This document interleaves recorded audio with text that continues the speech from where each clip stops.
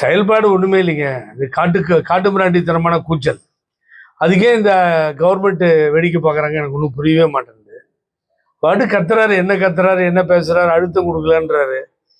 எந்த பிரச்சனை, என்ன அழுத்தம் கொடுக்கறது இருக்கீங்க? எல்லா அழுத்தத்தையும் தான் கொடுத்துட்டு இருக்கோம். அவங்கள திருப்பி திராவிட முன்னேற்ற கழகத்தினுடைய உறுப்பினர்களோ யாரோ கேட்டிருக்கணும் எங்க அசம்பிளியில். இவர் அழுத்தம் கொடுக்கறதுக்கு எத்தனை நாடாளுமன்ற உறுப்பினர் வச்சிருக்காரு? நாடாளுமன்றத்தில் எங்கிருந்து அழுத்தம் கொடுக்கறது? ஜீரோவில் இருக்கு. நீ நாடாளுமன்றத்தில் ஜீரோவில் எம்பி இல்லாமல் உட்காந்துட்டு அசிங்கம் இல்லை.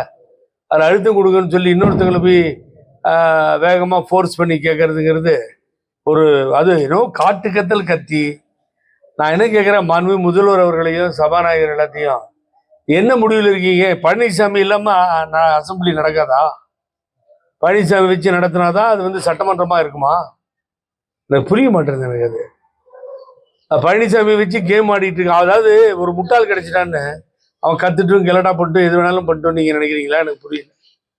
தமிழ்நாடு சட்டமன்றத்தில் ஒரு வரைமுறை இல்லாத முறையில் கத்தி அழுத்தம் கொடுக்கல என்னத்தை அழுத்தம் கொடுக்குறது?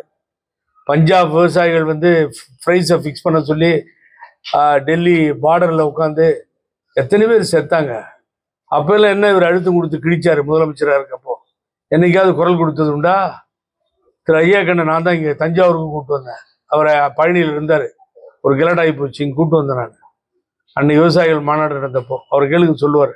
அவர் நான் தான் கூட்டு போய் உள்ளே போய் மினிஸ்டர் தம்பிதுரையை வச்சு கூட்டு போய் மினிஸ்டரை பார்க்க வச்சோம் உள்ளார.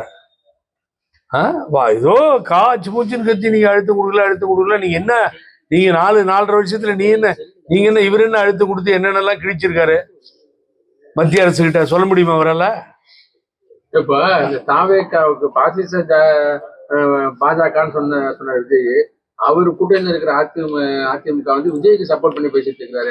விஜய்க்கு சப்போர்ட் பண்ணா பரவாயில்லைங்க. இப்ப ஆளை வச்சு விஜய் கொடியை பிடிச்சிட்டு அங்க பறக்குது போற.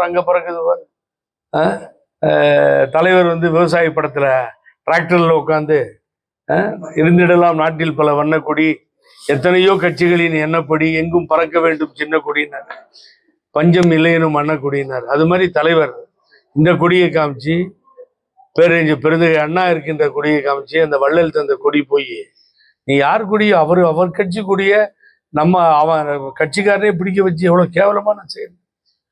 ஆகவே அது சரியான முடிவில்லை. எங்கேயாவது நான் தான் அடிக்கடி சொல்லிட்டு இருக்கேனே, விஜய் கால் கிடைக்குமான்னு அலைகிறாங்க. அவர் விஜய் கான்டாக்ட் யார்கிட்டையும் இல்லை. இப்ப கூட எனக்கு செய்திப்படி எப்படி வந்துச்சுன்னு கேட்காதீங்க, வருது. அதனால உங்களுக்கு தஞ்சாவூர்ல சொல்லிடுறேன். இந்த கிரிமினல் கேஸு, ஜெயிலுக்கு போனவங்க, வழக்குகள் நிலுவையிலிருந்து ரொம்ப மோசமான வழக்குகள் இருக்கவங்களோடலாம் விஜய் கூட்டணி வைக்கிறதுக்கு தயாரா இல்லையா? அவங்க நடத்துகிற கட்சி அவங்கள கூப்பிட்டு பேசுறதுக்கோ கூட்டணி வச்சுக்கிறதுக்கோ தயாரா இல்லை.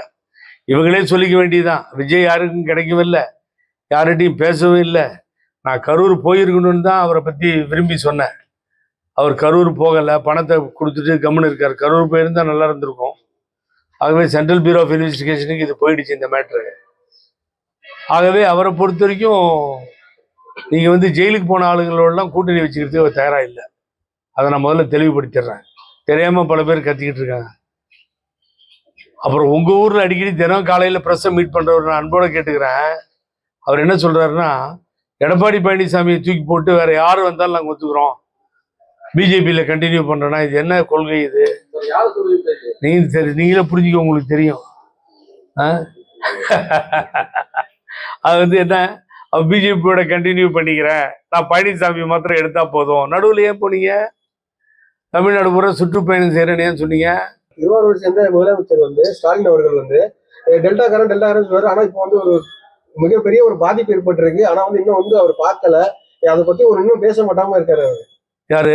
முதலமைச்சர் ஸ்டாலின். முதலமைச்சர் இப்பதானே உங்க ஊருக்கு போனாரு. நான் சப்போர்ட்டா பேசல, கொஞ்ச நாளைக்கு முன்னாடி தான் இங்க போனாரு. இப்ப விவசாய நிலங்கள்லாம் பாதிச்சிருக்கு, நெல்லாம் முளைச்சி அதை அவங்க செய்யணும். Tamil Nadu government definitely must involve. அந்த பிரச்சனையை சார்ட் அவுட் பண்ணணுன்றது எனக்கு மாற்று கருத்தே இல்லை. நான் உங்கள்கிட்ட பெரிய விஷயத்த சொன்னேன். இது என்னால புரிஞ்சிக்க முடியுது. அரசியல் அம்மா காலத்துல இருந்து தலைவர் காலத்துல இருந்து பார்த்துட்டு இருக்கோம். என்ன நினைக்கிறாங்க முதல்வரும் சபாநாயகரும் சட்டமன்றம்னு நினைச்சா, இந்த ஜோக்கரை வச்சு இந்த சட்டமன்றத்தை நடத்தினாதான் அது சட்டமன்றமா இருக்கும்னு நினைக்கிறாங்க. எந்த ஜோக்கரு பழனிசாமி வச்சு இந்த சட்டமன்றத்தை நடத்தினாதான் இது சட்டமன்றமா இருக்கும். இவர் இல்லைன்னு வச்சுக்கோங்க, அவங்களுக்கு வந்து எதிர்கட்சி தலைவர் இல்லாமல் நடத்துறதுக்கு விருப்பம் இல்லை. அதனால அவர் கத்த விட்டுட்டு இவங்க வேடிக்கை பார்க்குறாங்க. அவர் ஃபோர்ஸ் பண்ணல பிரச்சனை எதுவுமே பண்ணலன்னா எனக்கு ஒன்றும் புரியவே இல்லை. அவர் என்ன பேசுறாருன்றது புரியல. ஒன்றும் பிரச்சனை இல்லை ஒன்றும். ஏன்னா அதனால உங்களுக்கு வந்து அது என்ன பிரச்சனைன்னு அவர் தான் தெளிவுபடுத்தணும். சார் இப்போ 2026ங்கிறது பழனிசாமி தலைமையில் அந்த அணி அப்படியே தொடர்ந்துச்சுன்னா எனக்கு ஒன்றும் ஒளிவு மறைவே இல்லை சார். நான் இன்னைக்கு உண்மையை சொல்கிறேன். நான் தஞ்சாவூரில் நோட் பண்ணி வச்சுக்கோங்க. ஏன்னா திருப்பி எனக்கு ஒரு 4-5 சீட்டு தராது சார். தஞ்சாவூர்லாம் கம்ப்ளீட்டாக ஒன்றுமே வராமல் தஞ்சை மண்ணிலேருந்து ஒரு சீட்டு ஜெயிச்சிட்டாங்கண்ணா ரெடி. நான் என்னுடைய அன்பு நண்பர்கள் சரி, ஓஎஸ் மணியனும் சரி, காமராஜும் சரி சேலஞ்ச் பண்ணுறேன். டெபாசிட் தவடிக்கலன்னா நான் பேசிக்கிறேன்.